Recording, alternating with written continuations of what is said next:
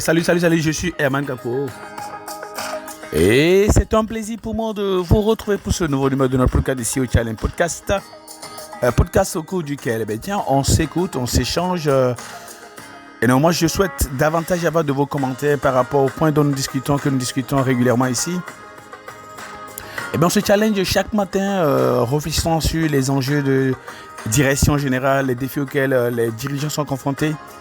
Je suis très heureux de passer ces moments avec vous et j'espère que vous prenez également du plaisir à nous écouter chaque matin dans des CEO Challenge podcast dédiés à ceux qui espèrent et qui travaillent, qui se développent, qui se challengent au quotidien pour renforcer leur capacité à créer des entreprises, à pouvoir faire la différence sur leur marché, à créer des entreprises qui prospèrent, qui apportent du retour sur investissement, de la valeur ajoutée à leurs actionnaires et bien évidemment la meilleure expérience client, la meilleure valeur ajoutée possible à leurs clients. Allez, je suis très heureux de vous retrouver ce matin pour un nouveau numéro de notre podcast de CEO Challenge Podcast. Et aujourd'hui, on va se titiller un petit peu, même si c'est tôt le matin, on va se titiller un petit peu. On va parler d'un sujet peut-être que vous n'imaginez peut-être pas qu'on puisse en parler, mais c'est une réalité de ce qui se passe dans nos entreprises de façon générale. Nous, les dirigeants, effectivement, il y a une chose dont nous sommes parfois acteurs, je ne dirais pas victimes, c'est la dénégation factuelle ou le déni de réalité. Vous savez, en général, lorsqu'une entreprise commence par avoir des difficultés ou a clairement des difficultés, lorsqu'un dirigeant n'arrive pas à utiliser la meilleure méthode possible pour pouvoir produire du résultat, vous savez qu'est-ce qu'il fait en général? Qu'est-ce que nous faisons en général? Nous refusons de voir la réalité en face. J'ai regardé dernièrement la série A Man in Full sur Netflix.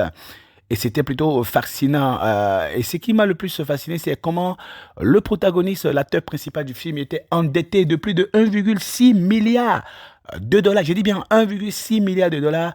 Mais il était convaincu que tout allait bien et que son entreprise n'allait jamais tomber. Et comme si cela ne suffisait pas, il a organisé son 60e anniversaire avec faste et gloire. Vous aurez pu imaginer qu'il est au sommet donc, du coup, de sa réussite.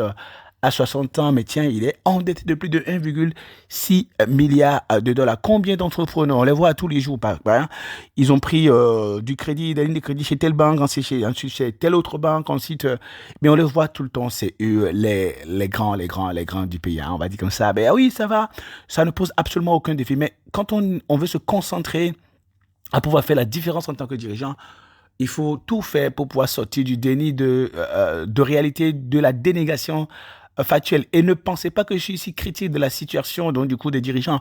Je suis un dirigeant d'entreprise moi-même et puis je peux vous dire que à travers la série A Man in Full sur Netflix, c'est moi-même que je me voyais à travers chaque scène, à travers chaque épisode qui défilait devant mes yeux et mon esprit. Je sais et j'imagine combien j'ai tenté de me faire croire à moi-même que tout allait bien.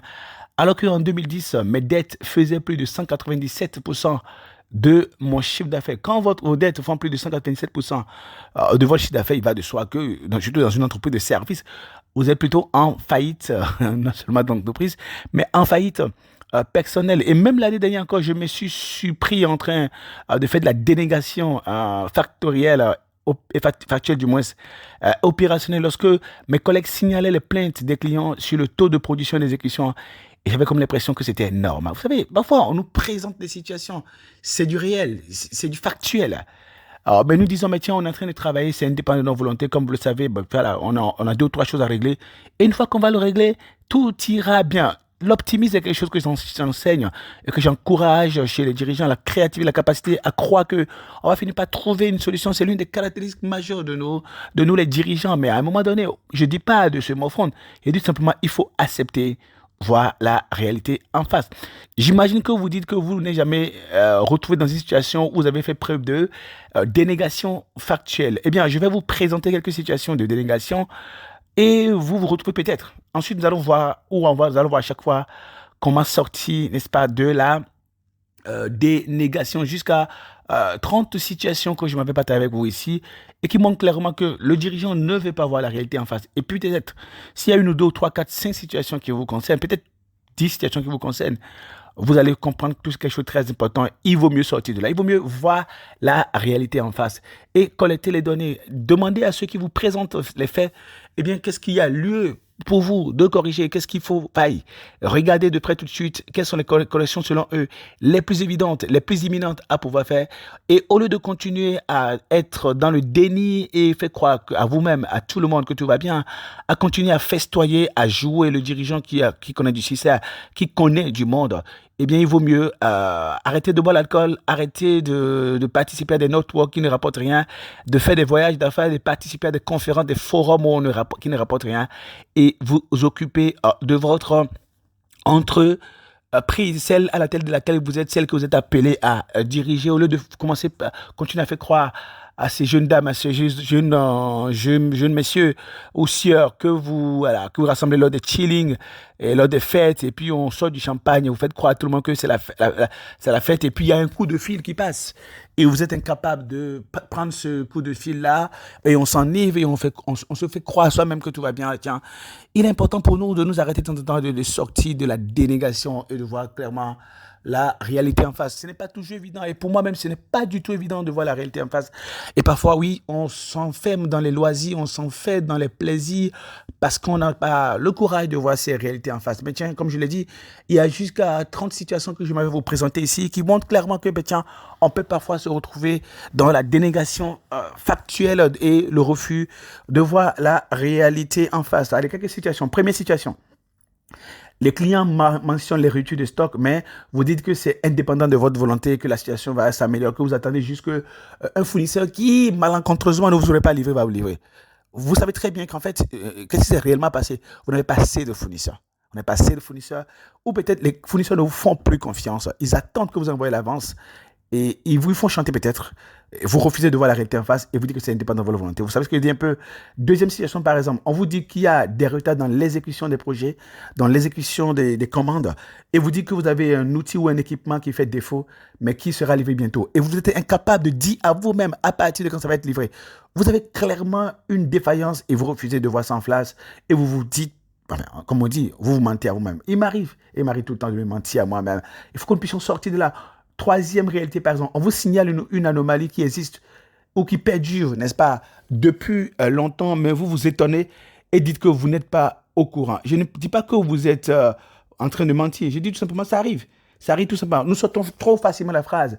Même si effectivement, vous n'êtes pas au courant, c'est votre dispositif. Vous ne pouvez pas ne pas être au courant d'une anomalie pareille. Ça veut dire que vous n'avez pas de la surveillance. Vous êtes en train de montrer clairement que nous ne faisons pas. Quand nous ne faisons pas de la surveillance, c'est normal que les choses se passent depuis longtemps et nous ne sommes pas au courant. Vous signalez qu'un collaborateur, on vous signale du moins que un collaborateur lambda a décidé de partir et vous faites comme si c'était un non-événement. Eh bien, vous n'acceptez pas, vous ne voulez pas accepter que, eh bien, il y a en termes de rétention des talents, il y a quelque chose qui ne va pas dans votre entreprise et que c'est le premier signe. C'est pour cela qu'un collaborateur lambda est parti. Et bientôt, c'est des talents majeurs qui vont commencer par partir. Il vaut mieux prendre la situation à bras le corps et la corriger. Vous envoyez une demande d'explication à une personne qui a commis une erreur par manque de formation et d'encadrement. Et donc, vous êtes dans le déni. Vous ne voulez pas accepter que c'est vous qui devez le former, l'accompagner, l'équiper pour qu'il puisse donc du coup produire du résultat pour vous. Il vaut mieux revenir à la vraie chose à faire.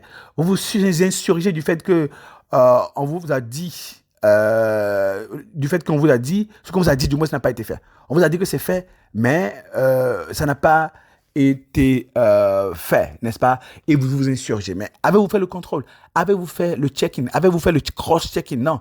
Donc vous êtes dans le déni des réalités. Il y a quelque chose que vous devez faire que vous n'avez pas fait. C'est pour cela que vous vous laissez emporter comme ça. Vous jouez à l'étonner face à une défaillance opérationnelle alors que vous n'avez pas utilisé de checklist. Il y a une réunion qui va se dérouler. Il y a un événement qui se déroule. Vous n'avez pas regardé la checklist avec vos collaborateurs pour voir que tout est OK. Et vous voyez qu'il y a des défaillances après et vous vous insurgez. Mais tiens, pourquoi vous jouez l'étonner? C'est du déni de réalité. C'est de la, n'est-ce pas, dénégation factuelle. Vous dites à un collaborateur contrevenant qui commet une erreur, qui a une défaillance, que vous lui répétez à chaque fois la même chose et qu'il ne comprend pas, alors que vous ne l'avez jamais vraiment coaché, vous ne l'avez jamais accompagné, vous ne l'avez jamais outillé, vous ne l'avez jamais appuyé pour qu'il puisse avoir de la maîtrise. C'est de la dénégation, c'est le déni de réalité. Il y a un travail à faire que vous ne faites pas. On vous dit que les gens se plaignent. Et vous dites qu'ils ont de la chance d'avoir un travail. Oh my God. Et qu'est-ce que nous disons? C'est un message terrible que nous avons à chaque fois à nos collaborateurs. Et il n'y a rien de plus terrible que ça. Vous considérez ceux qui vous disent la vérité ou disent la vérité comme toxiques.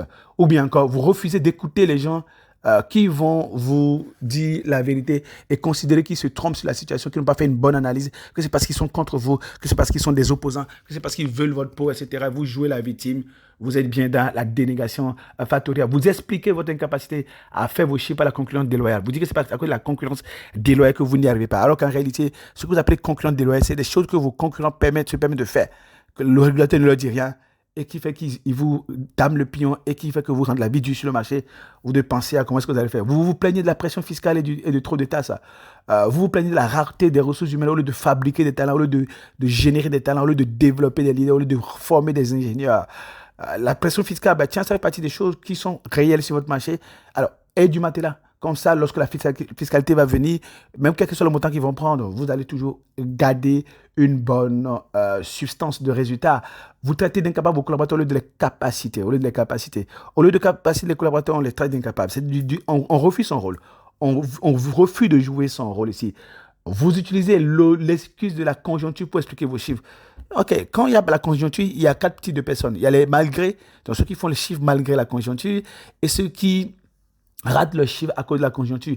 À vous de savoir dans quel cas vous vous trouvez. Vous vous plaignez de devoir tout vérifier. Tiens, le job d'un dirigeant, c'est de faire de l'évaluation, de faire du assessment, c'est de faire du check-in, de faire du cross-checking. Donc, devoir tout vérifier n'est pas une mauvaise chose en soi.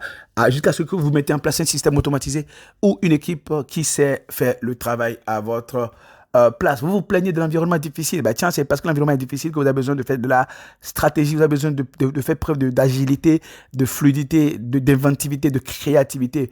Vous dites que vous avez tout essayé avec un collaborateur et qu'il est temps de le virer. Écoutez, avant de virer un collaborateur, il faut bien le recruter, il faut bien le récupérer, tenter de le coacher, de le former, de lui donner ce qu'il faut pour qu'il soit inspiré à travailler avec nous, ou de le recycler, de l'amener à un autre poste où il sera plus à l'aise avant de tenter de le renvoyer. Oui, parfois on dit qu'on a tout fait, mais en réalité on n'a pas tout fait.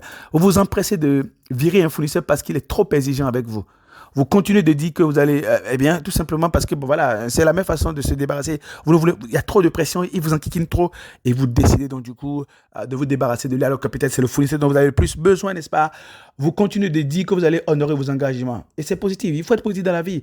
Alors que 95 de vos engagements ne sont pas honorés, il vaut mieux faire asseoir vos créanciers, les gens qui vous devez de l'argent, et leur dire clairement que vous n'y arrivez pas, et que ça, c'est chaud.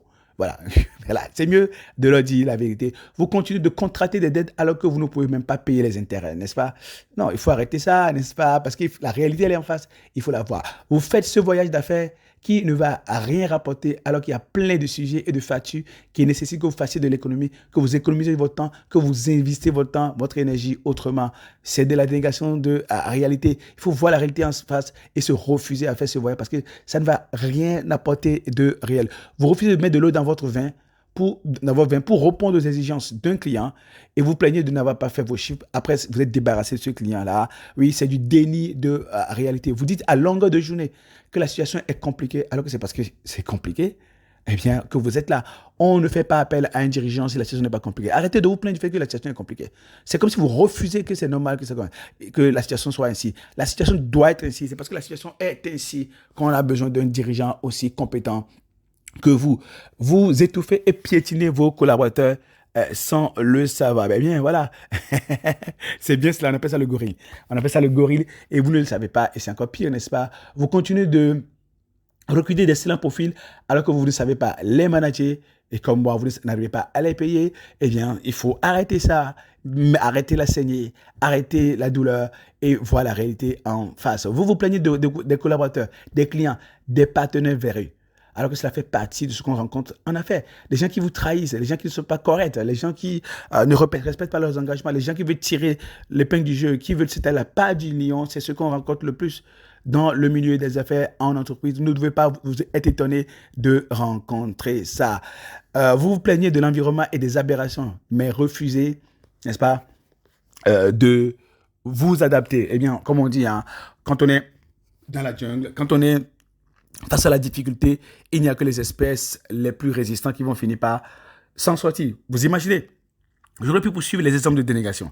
J'imagine que j'aurais pu poursuivre les exemples de dénégation. Mais j'imagine que vous voyez, n'est-ce pas, ou vous ne voyez pas du moins, faire ou être autant dans la délégation, dans les situations que je viens de décrire. Mais elles toutes tombent devant un seul mur, le refus de voir la réalité en face. Il est très important de savoir où est-ce qu'on en est, pourquoi on y est et quelles sont les optimisations simples et claires auxquelles on doit procéder pour pouvoir finir par produire du résultat.